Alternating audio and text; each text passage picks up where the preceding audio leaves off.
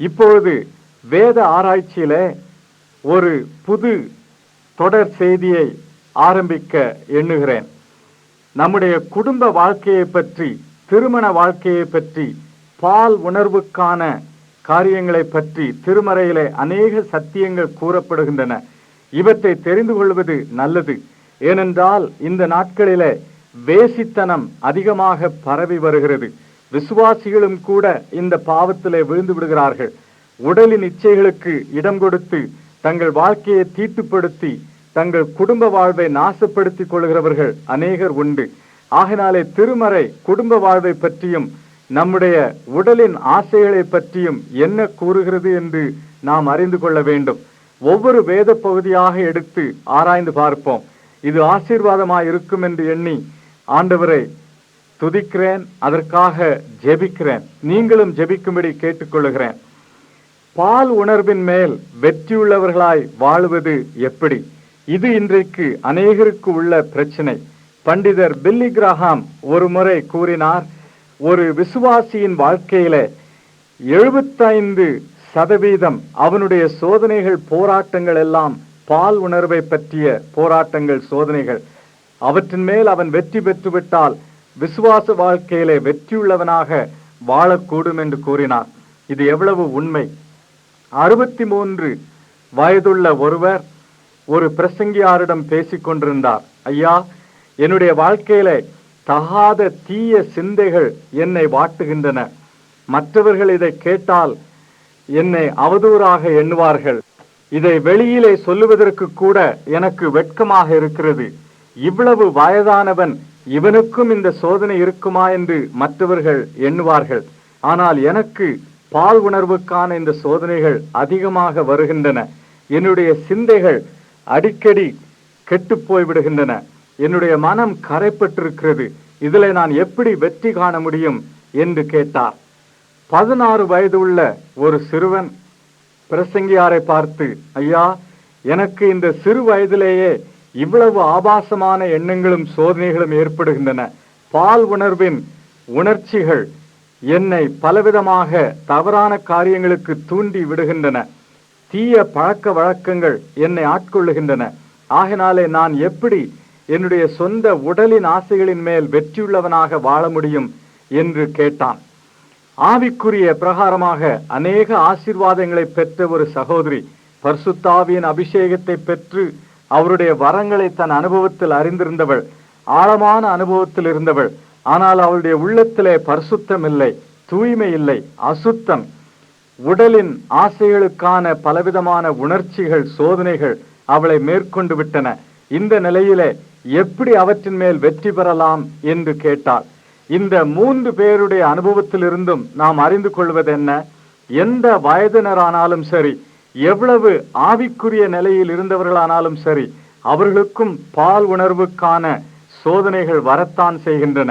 நடுத்தர வயதினராய் இருக்கலாம், வயோதிபராய் இருக்கலாம், வாலிபராய் இருக்கலாம், ஆவிக்குரிய வாழ்க்கையிலே முதிர்ந்தவர்களாய் இருக்கலாம், ஊழியத்தில் அநேக ஆண்டுகள் ஈடுபட்டவர்களாய் இருக்கலாம். எல்லாருக்கும் இந்த பகுதியிலே வாழ்க்கையிலே சோதனைகள் வரத்தான் செய்கின்றன. என் அருமையான சகோதரனே, சகோதரியே, உன் திருமண வாழ்வு சந்தோஷமற்றதாக, இன்பமற்றதாக இருப்பதற்கு இது ஒரு காரணமாய் இருக்கலாம். உன்னுடைய சொந்த ரகசிய வாழ்க்கையிலே பால் உணர்வின் மேல் உனக்கு வெற்றி இல்லை. ஆகினாலே திருமண உறவிலே நீ அனுபவிக்க வேண்டியதை உன்னால் அனுபவிக்க முடியவில்லை. இதன் ரகசியம் என்ன என்று திருமறையிலிருந்து சில சத்தியங்களை கற்றுக்கொள்வோம். வேதமே நமக்கு போதிக்க வேண்டும். இன்றைக்கு உலகத்திலே இதை குறித்து அதிகமான நூல்கள், ஆராய்ச்சிகள் உண்டு.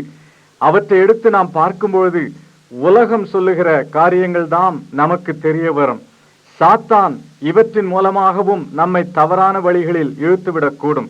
ஆகினாலே திருமறை போதிக்கும் சத்தியங்களை நாம் அறிந்து கொள்ள வேண்டும். பால் உணர்வை பற்றி நாம் வாசிக்கும் நூல்களை பற்றியும் விழிப்புள்ளவர்களாய் இருக்க வேண்டும். எழுதுகிறவர்கள் யார், அவர்களுடைய வாழ்க்கையின் அடிப்படை தத்துவம் என்ன, குறிக்கோள் என்ன என்பதையெல்லாம் அறிந்து கொண்டுதான் அவ்விதமான நூல்களை வாசிக்க வேண்டும். இல்லையானால் தவறான வழிகளுக்கு அந்த நூல்கள் நம்மை இழுத்து சென்று விடக்கூடும். வேதம் கற்றுத்தரும் சில சத்தியங்கள். அவற்றில் முதலாவது சத்தியம், நம்முடைய உடல் கடவுளுடைய ஈவு. அவர் அதை உருவாக்கி நமக்கு கொடுத்திருக்கிறார். இது திருமறை போதிக்கும் ஒரு சத்தியம். எபிரேயருக்கு எழுதின நிருபம் 10வது அதிகாரத்திலே 5வது வசனம் முதல் 7வது வசனம் வரை உள்ள பகுதியிலே 40வது சங்கீதத்தில் உள்ள வசனங்கள் கொடுக்கப்படுகின்றன. 40வது சங்கீதத்தில் உள்ள இந்த வசனங்கள் மேசியாவை முன்னறிவிக்கும் வசனங்களாக இருந்தன. ஆகினாலே எபிரேயருக்கு எழுதின நிருபத்தை எழுதுகிறவர் அந்த வசனங்களை இங்கே தருகிறார். அதுல எபிரேயர் 10வது அதிகாரம் 5வது வசனத்தை எடுத்து பாருங்கள். அவர் உலகத்தில் பிரவேசிக்கும் போது பலியையும் காணிக்கையையும் நீர் விரும்பவில்லை, ஒரு சரீரத்தை எனக்கு ஆயத்தம் பண்ணினீர் என்று மேசியா கூறுகிறார். உடல் தேவனால் ஆயத்தம் பண்ணப்படுவது என்பது இந்த வசனத்திலிருந்து தெளிவாகிறது. நம்முடைய உடலை பக்குவப்படுத்தி ஆயத்தப்படுத்தி நமக்கு ஈவாக தேவன் தருகிறார். 1 கொரிந்தியர் 6வது அதிகாரம் 13வது வசனத்தை எடுத்து பார்ப்போம். வயிற்றுக்கு போஜனமும் போஜனத்திற்கு வயிறும் ஏற்கும், ஆனாலும் தேவன் இதையும் அதையும் அழிய பண்ணுவார். சரீரமோ வேசித்தனத்திற்கல்ல, கர்த்தருக்கே உரியது, கர்த்தரும் சரீரத்திற்கு உரியவர். சரீரம் கர்த்தருக்கு உரியது என்பது இதிலிருந்து தெளிவாகிறது. அதன் உடைமையாளர் கர்த்தர், அவர்தாம் அதை உருவாக்கி தந்திருக்கிறார். 139வது சங்கீதம் 15வது 16வது வசனங்களை எடுத்து பார்ப்போம். நான் ஒளிப்பிடத்திலே உண்டாக்கப்பட்டு பூமியின் தாழ்விடங்களிலே விசித்திர வினோதமாய் உருவாக்கப்பட்ட போது என் எலும்புகள் உமக்கு மறைவாயிருக்கவில்லை. என் கருவை உம்முடைய கண்கள் கண்டது. என் அவயவங்களில் ஒன்றாகிலும் இல்லாத போதே அவைகள் அனைத்தும் அவைகள் உருவேற்படும் நாட்களும் உமது புஸ்தகத்தில் எழுதியிருந்தது என்று சங்கீதக்காரன் கூறுகிறார். நம்முடைய உடல் உருவாக்கப்படும் பொழுது தேவன் அங்கிருந்தார், அதை கண்காணித்தார். அவர் உருவாக்கி தந்த உடல் இது. ஆகினாலே இந்த உடலை அவருக்காக நாம் பாதுகாத்துக் கொள்ள வேண்டும். இந்த உடலின் ஆசைகள் விருப்பங்கள் எல்லாம் அவரால் தரப்பட்டவை. பிரார்த்தனை செய்வோம். அன்புள்ள ஆண்டவரே, எங்களுடைய உடலும் உடலின் ஆசைகளும் விருப்பங்களும் உம்மால் தரப்பட்டவை என்பவற்றை நாங்கள் உணர்ந்து கொள்ள கிருபை செய்யும். உமக்காக இந்த உடலிலே நாங்கள் வாழ வெற்றியுள்ளவர்களாய் பரிசுத்தமுள்ளவர்களாய் வாழ கிருபை செய்யும். இயேசுவின் நாமத்திலே வேண்டிக் கொள்கிறோம். ஆமென். நம்முடைய தேவனின் அற்புத செயல்களிலே ஒன்று நம்முடைய உடலை உருவாக்கினது. இன்றைக்கும் கூட விஞ்ஞானிகளால் இந்த உடலை போன்ற ஒன்றை அமைக்க முடியவில்லை. உடலின் உறுப்புகளை போன்றவற்றை கூட அவர்களால் அமைக்க முடியவில்லை. நம்முடைய கண்களை எடுத்துக்கொள்வோம். நம்முடைய கண்கள் வெளிச்சத்திற்கு ஏற்றவாறு தங்களை அமைத்துக் கொள்ளுகின்றன. பார்க்க வேண்டிய பொருட்களை பார்ப்பதற்காக எவ்வளவு தூரத்தில் அந்த பொருட்கள் இருக்கின்றனவோ அதற்கேற்றவாறு தங்களை அமைத்து கொண்டு பார்வையை நமக்கு தருகின்றன. இப்படிப்பட்ட நூதனமான ஒரு உறுப்பை, அதிசயமான ஒரு உறுப்பை விஞ்ஞானிகளால் உருவாக்க முடியவில்லை. எவ்வளவுதான் முயன்று மிகவும் நுணுக்கமான விதத்திலே, அற்புதமான விதத்திலே காமெராக்களை உருவாக்கினாலும் படமெடுக்கும் அந்த கருவிகள் கண்களுக்கு சமமாக முடியாது. ஆகினாலே தேவன் எவ்வளவு அருமையாக இந்த கண்களை உருவாக்கி நமக்கு தந்திருக்கிறார் என்பதை நாம் எண்ணி பார்க்க வேண்டும். நம்முடைய உடலுக்குள்ளே இரத்த குழாய்கள், நரம்புகள் எத்தனையோ நீளம், எத்தனையோ மைல்கள் இருக்கக்கூடியவற்றை ஆண்டவர் அமைத்திருக்கிறார். ஒருவேளை நம்முடைய இரத்த குழாய்களை எடுத்து நீளமாக அவற்றை பரப்பி வைத்தால் எத்தனையோ மைல் கணக்கிலே அவை இருக்கும். இவை எல்லாவற்றையும் நம் உடலுக்குள்ளே பாதுகாப்பாக வைத்திருக்கிறார். இருதயத்தை எடுத்துக்கொள்வோம். மனித இருதயம் மிகவும் அற்புதமான ஒரு உறுப்பாகும். இந்த இருதயம் ஒரு வினாடிக்கு எவ்வளவோ இரத்தத்தை வெளிப்படுத்துகிறது, பம்ப் செய்கிறது. இந்த வேலையை செய்வதற்காக ஒரு எந்திரத்தை கண்டுபிடிக்க வேண்டுமானால் அந்த எந்திரம் பெரிய எந்திரமாக இருக்கும். அதை வைப்பதற்கென்று ஒரு பெரிய அறை வேண்டும். அது மட்டுமல்ல, அந்த எந்திரம் செய்கிற சத்தம், அது போடுகிற இரைச்சல் கேட்பதற்கு கடினமாயிருக்கும். இப்படிப்பட்ட வேலையை செய்யக்கூடிய இருதயத்தை பக்குவமாக அமைத்து நம்முடைய உடலுக்குள்ளே தேவன் வைத்திருக்கிறார். இதற்காக நாம் அவரை துதிக்க வேண்டும். நம்முடைய உடல் தேவன் நமக்கு கொடுத்த ஒரு பெரிய ஈவு. என் அருமையான நண்பனே, இதை நீ உணர்கிறாயா? அநேக முறை நம்முடைய உடலை குறித்து நாம் எரிச்சல் அடைகிறோம் அல்லது குறைபட்டு கொள்கிறோம். ஏன் இந்த உடலை கடவுள் நமக்கு கொடுத்தார்? நம்முடைய நிறம் சரியாயில்லை, அல்லது நம்முடைய முகத் தோற்றமோ வெளி தோற்றமோ உடலின் தோற்றமோ சரியாயில்லை, அதிக உயரமாகவில்லை, அதிக பருமனாயிருக்கிறோம், மூக்கின் அமைப்பு சரியா இல்லை, கண்களின் அமைப்பு சரியா இல்லை என்றெல்லாம் குறைப்பட்டு கொள்ளுகிறோம். வாலிப தம்பி தங்கச்சி, இவ்விதமாக உன்னுடைய உடலை பற்றி நீ குறைபட்டு கொள்ளும் பொழுது, மற்றவர்கள் பார்ப்பதற்கு அழகாக இல்லை என்று எண்ணிக்கொள்ளும் பொழுது, ஞாபகத்தில் வைத்துக்கொள், இது தேவன் கொடுத்த ஈவு, இதை ஏற்றுக்கொள்ள வேண்டும். அவர் அருமையாக உருவாக்கி கொடுத்த உடல். இதைத்தான் திருமறை நமக்கு கற்றுத்தருகிறது. 1 கொரிந்தியர் 6வது அதிகாரம் 13வது வசனத்தின் இறுதி பகுதியிலே, சரீரமோ வேசித்தனத்திற்கல்ல, கர்த்தருக்கே உரியது, கர்த்தரும் சரீரத்திற்கு உரியவர் என்று பவுல் எழுதுகிறார். இது தேவனுடைய வசனமாகும். சரீரம் கர்த்தருக்குரியது, கர்த்தர் சரீரத்திற்குரியவர். உன்னுடைய உடல் உனக்கு சொந்தமானதல்ல, இதை உருவாக்கி தந்த தேவனுக்கு சொந்தமானது. இது அவருக்குரியது என்பது இதிலிருந்து தெளிவாகிறது. சங்கீதக்காரன் தேவன் இந்த உடலை உருவாக்கினதை பற்றி எழுதுகிறார். சங்கீதம் 139 15வது 16வது வசனங்கள், நான் ஒளிப்பிடத்திலே உண்டாக்கப்பட்டு பூமியின் தாழ்விடங்களிலே விசித்திர வினோதமாய் உருவாக்கப்பட்ட போது என் எலும்புகள் உமக்கு மறைவாயிருக்கவில்லை. என் கருவை உம்முடைய கண்கள் கண்டது. என் அவயவங்களில் ஒன்றாகிலும் இல்லாத போதே அவைகள் அனைத்தும் அவைகள் உருவேற்படும் நாட்களும் உமது புஸ்தகத்தில் எழுதியிருந்தது. இந்த வசனங்கள் நமக்கு போதிக்கும் சத்தியங்கள் என்ன? முதலாவது, நாம் உருவாக்கப்படும் பொழுது நம்முடைய தேவன் அங்கிருந்தார், எல்லாவற்றையும் கண்காணித்துக் கொண்டார். நம்முடைய உடலை அவர் நன்றாய் அறிவார். உடலின் அவயவங்கள், உறுப்புகள் எல்லாம் அவருக்கு தெரியும். ஆகினாலே நம்முடைய உடல் அவருக்குரியது, அவரால் உருவாக்கப்பட்டது என்பது இதிலிருந்து தெரிய வருகிறது. ஆகினால்தான் கருச்சிதைவு பாவம் என்று வேதம் போதிக்கிறது.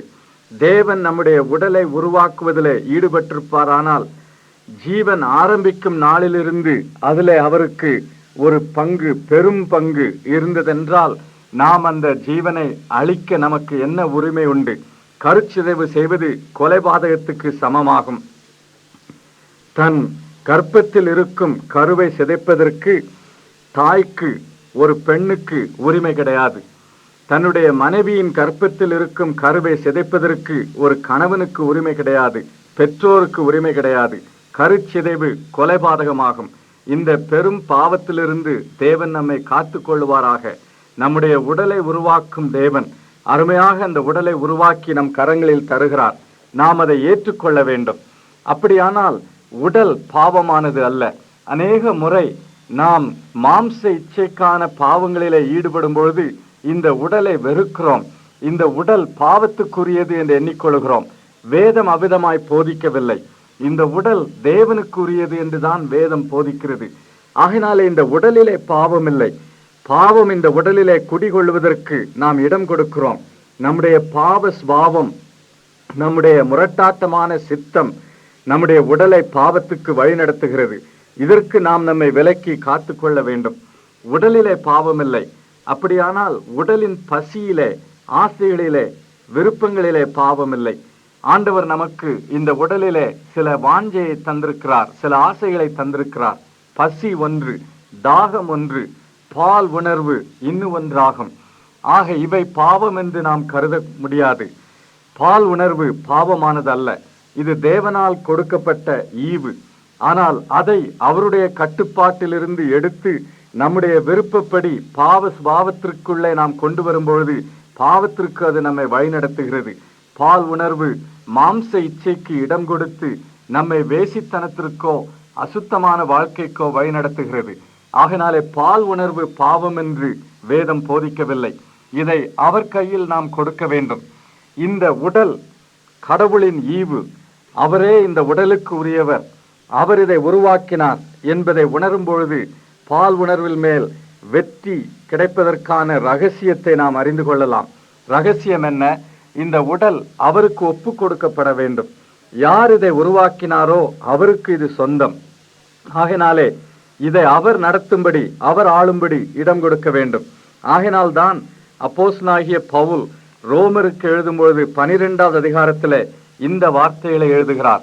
ரோமர் 12:1, அப்படி இருக்க சகோதரரே, நீங்கள் உங்கள் சரீரங்களை பரிசுத்தமும் தேவனுக்கு பிரியமுமான ஜீவ பலியாக ஒப்பு கொடுக்க வேண்டும் என்று தேவனுடைய இரக்கங்களை முன்னிட்டு உங்களை வேண்டிக் கொள்கிறேன்.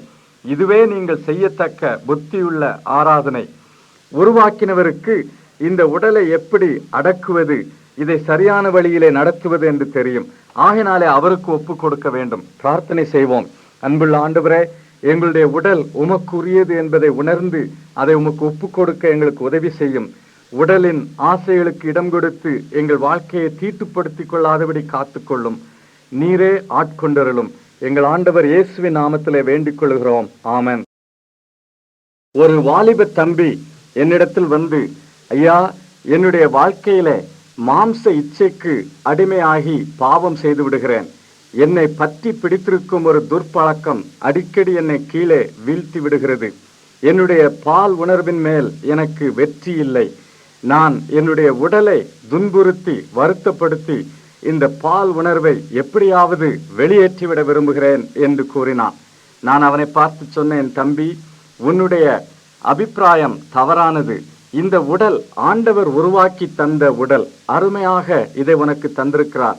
இதன் அருமை உனக்கு தெரியுமா? எவ்வளவு அற்புதமான விதத்தில் இதை அவர் படைத்திருக்கிறார் தெரியுமா? உன்னுடைய உடலின் உறுப்புகள் அதிசயமானவை. விஞ்ஞானம் கூட இவ்விதமாக இன்றைக்கும் உருவாக்க முடியாது. இப்படிப்பட்ட உடலை தேவன் தந்திருக்கிறாரே, அதை பற்றி நீ மகிழ்ச்சி அடைய வேண்டும். அதற்காக அவரை துதிக்க வேண்டும். அது மட்டுமல்ல, இந்த உடலிலே உனக்கு இருக்கும் ஆசைகள், விருப்பங்கள் தேவன் தந்தவை. அவை பாவம் அல்ல. பால் உணர்வும் அவர் கொடுத்தது. ஆதியாகமத்திலேயே இதை பார்க்கிறோம். தேவன் மனிதனை உருவாக்கின பொழுது அவனுக்கு துணையாக ஒரு பெண்ணையும் கொடுத்தார்.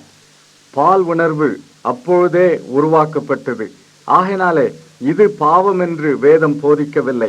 ஆனால் இந்த பால் உணர்வை தவறான வழிகளிலே நம்முடைய பாவ சிந்தை, பாவ சுபாவம் வழிநடத்துகிறது. ஆகையினாலே நம்முடைய ஆசைகளை, விருப்பங்களை, பால் உணர்வை, உடலை தேவனுக்கு ஒப்பு கொடுக்க வேண்டும் என்று கூறினேன். அநேகர் என்ன எண்ணிக்கொள்கிறார்கள்?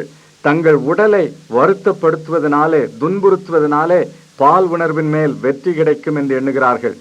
குளிர்ந்த தண்ணீரிலே குளித்து, கடினமான தரையிலே படுத்து, நல்ல ஆகாரம் அருந்தாமல் இருந்தால் இந்த பால் உணர்வின் மேல் வெற்றி கிடைக்கும் என்று எண்ணுகிறார்கள். நம்முடைய நாட்டிலே இப்படிப்பட்ட ஒரு கருத்து நிலவி வருகிறது. ஆகையினால்தான் சந்நியாசிகள் எல்லாவற்றையும் வெறுத்து தங்களுடைய உடலையும் துன்புறுத்திக் கொள்கிறார்கள். அடர்ந்த காட்டுக்குள்ளே போய் ஒற்றை காலிலே நின்றாலும் கூட அங்கேயும் மாம்ச இச்சை உன்னை வாட்டக்கூடும், உன் உள்ளத்தை பாதிக்கக்கூடும். முள்ளுகளின் மேல் படுத்து உன் உடலை நீ வருத்தினாலும் கூட அங்கேயும் மாம்ச இச்சை உன்னை பாதிக்கக்கூடும். ஏன்? மாம்ச இச்சை உடலிலே குடிகொண்டிருப்பதல்ல, இது பாவ சிந்தைக்கு உரியதாகும். ஆகினாலே முழுவதுமாக ஆண்டவராகிய இயேசு கிறிஸ்துவினால் ரட்சிக்கப்பட்டு அவருடைய திரு இரத்தத்தினாலே கழுவப்பட்டு நாம் சுத்திகரிக்கப்பட வேண்டும். மாம்ச இச்சை உன்னை வாட்டிக் கொண்டிருக்குமானால் அவரிடத்தில் வந்து உன் பாவத்தை அறிக்கையிட்டு மன்னிப்பு பெற்று அவர் உன்னை சுத்திகரித்து புது சிருஷ்டியாகும்படி கேட்க வேண்டும். பரிசுத்தாவியானவர் உனக்குள்ளே குடிகொண்டு உன் உடலை ஆளும்பொழுது உனக்கு பரிசுத்தமும் தூய்மையும் கிடைக்கும். இதுதான் ரகசியம். பால் உணர்வின் மேல் வெற்றி கொள்வதற்கு ஒரு ரகசியம், இது கடவுள் உருவாக்கி தந்த உடல் என்பதை நாம் ஒப்புக்கொள்ள வேண்டும் என்று ஏற்கனவே பார்த்தோம். இரண்டாவது, இந்த உடலை பற்றிய சத்தியம் 1 கொரிந்தியர் 6வது அதிகாரம் 15வது வசனத்தில் பார்க்கிறோம். உங்கள் சரீரங்கள் கிறிஸ்துவின் அவயவங்கள் என்று அறியீர்களா? அப்படி இருக்க நான் கிறிஸ்துவின் அவயவங்களை வேசியின் அவயவங்கள் ஆக்கலாமா? அப்படி செய்யலாகாதே என்று எழுதியிருக்கிறது. நம்முடைய உடல் கிறிஸ்துவின் உறுப்பு என்று இங்கு தெளிவாய் எடுத்து சொல்லியிருக்கிறது. இது எவ்வளவு விசேஷமான ஒரு சத்தியம் இல்லையா? சற்று யோசித்து பாருங்கள். உங்களுடைய உடல் கிறிஸ்துவிலே ஒரு பங்காய் இருக்கிறது, கிறிஸ்துவின் உறுப்பாய் அவயவமாய் இருக்கிறது. 1 கொரிந்தியர் 12வது அதிகாரத்திலே திருச்சபையை பற்றி பவுல் எழுதுகிறார். 27வது வசனம், நீங்களே கிறிஸ்துவின் சரீரமாயும் தனித்தனியே அவயவங்களாயும் இருக்கிறீர்கள் என்று கூறுகிறார். சரீரம், கிறிஸ்துவின் சரீரம் திருச்சபை என்பது இதிலிருந்து தெளிவாகிறது. திருச்சபையிலே தனி உறுப்பினர்களாயிருக்கும் நாம் கிறிஸ்துவின் அவயவங்களாயிருக்கிறோம், அவருடைய உறுப்பினராயிருக்கிறோம் என்பதும் இதிலிருந்து தெளிவாகிறது. அப்படியானால் நம்முடைய உடல் கிறிஸ்துவுக்கு சொந்தமானது. அவருடைய உடலிலே ஒரு உறுப்பாக இருக்கிறது. இதை நாம் ஒப்புக்கொள்ள வேண்டும். அப்படியானால் இந்த உடலின் மேல் நமக்கு எந்த அதிகாரமும் கிடையாது. தேவன் உருவாக்கி தந்தது கிறிஸ்துவின் உறுப்பு. அப்படியானால் இதை கொண்டு போய் பாவத்திற்கு கொடுப்பதற்கு, மாம்ச இச்சைக்கு அடிமைப்படுத்துவதற்கு, சிற்றின்பங்களுக்கென்று விற்று போடுவதற்கு உனக்கு என்ன உரிமை இருக்கிறது? 1 கொரிந்தியர் 6வது அதிகாரம் 20வது வசனத்திலே, தேவனுக்கு உடையவர்களாகிய உங்கள் சரீரத்தினாலும் உங்கள் ஆவியினாலும் தேவனை மகிமைப்படுத்துங்கள் என்று பவுல் எழுதுகிறார். நம்முடைய உடலினாலே கடவுளை நாம் மகிமைப்படுத்த வேண்டும். இதை பாவத்திற்கு, மாம்ச இச்சைக்கு கொடுத்துவிடக் கூடாது. மத்தேயு எழுதின நற்செய்தி நூலிலே மலை பிரசங்கத்திலே நம்முடைய ஆண்டவர் சொன்ன சொற்களை கவனிப்போம். மத்தேயு 5வது அதிகாரம் 27வது 28வது வசனங்கள். விபச்சாரம் செய்யாதிருப்பாயாக என்பது பூர்வத்தாருக்கு உரைக்கப்பட்டதென்று கேள்விப்பட்டிருக்கிறீர்கள். நான் உங்களுக்கு சொல்லுகிறேன், ஒரு ஸ்திரீயை இச்சையோடு பார்க்கிற எவனும் தன் இருதயத்தில் அவளோட விபச்சாரம் செய்தாயிற்று. இன்றைக்கு நம்முடைய சமுதாயம் வேசித்தனத்தினாலே, மாம்ச இச்சைக்குரிய காரியங்களினாலே, கேவலமான உணர்ச்சிகளை தூண்டும் பல ஏதுக்களாலே நிறைந்திருக்கிறது. எங்கு பார்த்தாலும் நாம் பார்க்கிற படங்கள், படிக்கிற நூல்கள், கேட்கிற காரியங்கள், பாட்டுக்கள் எல்லாமே மாம்ச இச்சையை தூண்டுவதாயிருக்கின்றன. ஆகினாலே தான் இன்றைக்கு தன்னுடைய உடலையும் தன் உணர்ச்சிகளையும் தூய்மையோடு காத்துக்கொள்ள வேண்டுமானால் ஒரு மனிதனுக்கு அது கடினமாயிருக்கிறது. பால் உணர்வை மேற்கொள்வது கடினமாகி விடுகிறது. ஏன்? பால் உணர்வை மிகைப்படுத்தி அதே ஒரு விக்கிரகமாக வணங்குகிற சமுதாயம் இது, வணங்குகிற காலம் இது. ஆகினாலே என் அருமையான சகோதரனே, சகோதரியே, இந்த வசனங்களை நாம் கேட்கும் பொழுது இவை நமக்கு விசித்திரமாய் தோன்றலாம். வாழ்க்கையிலே நடக்கக்கூடாத ஒரு அனுபவமாய் தோன்றலாம். ஒரு முறை ஒரு கல்லூரி மாணவன் இதைத்தான் என்னிடத்தில் சொன்னான். ஐயா, இந்த காலத்திலே இவ்வளவு காரியங்கள் நம்மை சோதிக்கும் பொழுது எப்படி இந்த வசனத்தை கைப்பற்ற முடியும்? ஆண்டவர் கூறுகிறார், ஒரு ஸ்திரீயை இச்சையோடு பார்க்கிற எவனும் தன் இருதயத்தில் அவளோட விபச்சாரம் செய்தாயிற்று என்று கூறுகிறார். இது ஆண்களுக்கு மட்டும் உரிய வசனம் அல்ல, பெண்களுக்கும் உரிய வசனம்தான். ஒரு பெண்ணை இச்சையோடு பார்ப்பது தப்பு. அதே மாதிரி ஒரு ஆணை இச்சையோடு பார்ப்பதும் தவறு. இச்சையோடு பார்க்கும் பொழுது அந்த ஆளோடு விபச்சாரம் செய்வதற்கு அது சமமாகிறது என்று ஆண்டவர் கூறுகிறார். என் அருமையான சகோதரனே, சகோதரியே, உன்னுடைய கண்களின் பார்வையிலே தூய்மை உண்டா? உன்னுடைய எண்ணத்திலே தூய்மை உண்டா? உன் உள்ளத்திலே தூய்மை உண்டா? வெளிப்பிரகாரமாக தவறு செய்யவில்லை என்று நம்மை தேற்றிக் கொண்டு உள்ளத்தில் அசுத்தத்தோடு வாழுகிறோமா? அது மட்டுமல்ல, வேசித்தனத்திற்கு முதல் படி தவறான பார்வை. நம்முடைய உடல் கிறிஸ்துவின் உறுப்பு என்பதை நாம் ஒப்புக்கொள்ள வேண்டும். ஆகினாலே தான் ஆண்டவர், உன் வலது கண் உனக்கு இடரல் உண்டாக்கினால் அதை பிடுங்கி எரிந்து போடு என்று கூறுகிறார். உன் சரீரம் முழுவதும் நரகத்தில் தள்ளப்படுவதை பார்க்கிலும் உன் அவயவங்களில் ஒன்று கெட்டுப்போவது உனக்கு நலமாயிருக்கும் என்று கூறுகிறார். கட்டுப்பாடு அவசியம், கண்டிப்பான கட்டுப்பாடு, கண்களை காத்துக்கொள்ளும் கட்டுப்பாடு. ஆண்டவர் நமக்கு உதவி செய்வாராக. பிரார்த்தனை செய்வோம். அன்புள்ள ஆண்டவரே, பாவம் நிறைந்த, மாம்ச இச்சை நிறைந்த இந்த உலகத்திலே எங்களை தூய்மையானவர்களாக காத்துக்கொள்ளும். எங்கள் எண்ணங்களையும் கண்ணின் பார்வையும் உம்முடைய கட்டுப்பாடுக்குள்ளே கொடுக்க உதவி செய்யும். நாங்கள் கிறிஸ்துவின் அவயவங்களாயிருக்கிறோம் என்பதை எங்களுக்கு நினைப்பூட்டும். இயேசுவின் நாமத்திலே வேண்டிக் கொள்கிறோம். ஆமென். நம்மில் சிலர் நம்முடைய உடலை பற்றி பெருமைப்பட்டுக் கொள்கிறோம். இந்த உடலை கவனிப்பதிலே அதிக அக்கறை செலுத்துகிறோம். இந்த உடலுக்கு நல்ல ஆடை அணிவிக்க வேண்டும், இதை அலங்கரிக்க வேண்டும், பார்ப்பதற்கு இது கவர்ச்சிகரமாக இருக்க வேண்டும், மற்றவர்கள் நம்முடைய தோற்றத்தை பார்த்து நம்மை புகழ வேண்டும். ஒருவேளை நாம் சிவப்பு நிறமுள்ளவர்களாய் இருக்கிறோம், நல்ல வாட்ட சாட்டமா இருக்கிறோம், பார்ப்பதற்கு அழகுள்ளவர்களா இருக்கிறோம் என்று மற்றவர்கள் எப்பொழுதாவது கூறிவிட்டால் உடனே அதை குறித்து பெருத்த மகிழ்ச்சி அடைகிறோம். இப்படியெல்லாம் இந்த உடலை குறித்து பாராட்டுகிறோமே, பெருமைப்படுகிறோமே. இது யாருக்கு சொந்தம் என்பதை நாம் அறிவோமா? இது நம்முடைய ஆண்டவருக்கு சொந்தம். என் அருமையான சகோதரனே, சகோதரியே, அருமையாக உருவாக்கி தந்த உடல் இது.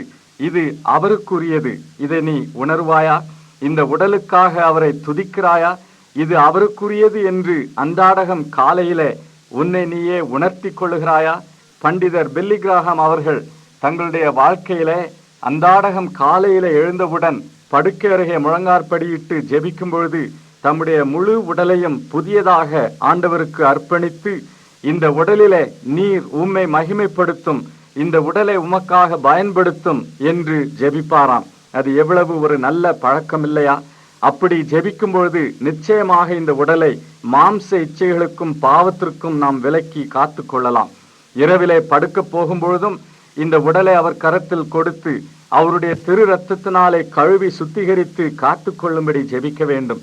ஜெபத்தோடு ஆண்டவரோடு உள்ள உறவோடு படுக்க போகும்பொழுது தூங்கும் பொழுது இரவிலே அசுத்தமான எண்ணங்களுக்கும் கனவுகளுக்கும் நம்மை அவர் விலக்கி காத்து கொள்வார். காலையில் எழுந்தவுடனும் அந்த உடலை ஒப்பு கொடுக்கும் பொழுது ஆண்டவர் நாள் முழுவதும் அதை காத்து கொள்வார். இந்த உடல் கடவுள் உருவாக்கினது என்று பார்த்தோம்.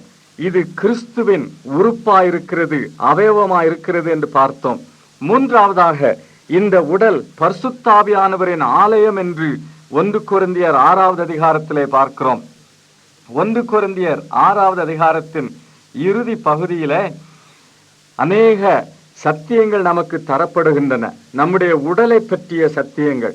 இவற்றை நாம் நன்றாய் ஊன்றி படிக்கும் பொழுது, நம்முடைய வாழ்க்கையில் ஏற்றுக்கொள்ளும் பொழுது பால் உணர்வின் மேல் வெற்றி எப்படி பெறுவது என்பது தெளிவாகிறது. இந்த வசனங்களை கொடுப்பதற்கு முன்பு பவுல் கூறின வார்த்தைகளை நாம் கவனிப்போம். 1 கொரிந்தியர் 6வது அதிகாரம் 9வது 10வது வசனங்கள். அநியாயக்காரர் தேவனுடைய ராஜ்யத்தை சுதந்திரிப்பதில்லை என்று அறியீர்களா? வஞ்சிக்கப்படாதிருங்கள். வேசி மார்க்கத்தாரும் விக்கிரக ஆராதனைக்காரரும் விபசாரக்காரரும் சுய புணர்ச்சிக்காரரும் ஆண் புணர்ச்சிக்காரரும் திருடரும் பொருளாசைக்காரரும் வெறியரும் உதாசீனரும் கொள்ளைக்காரரும் தேவனுடைய ராஜ்யத்தை சுதந்திரிப்பதில்லை என்று கூறுகிறார்.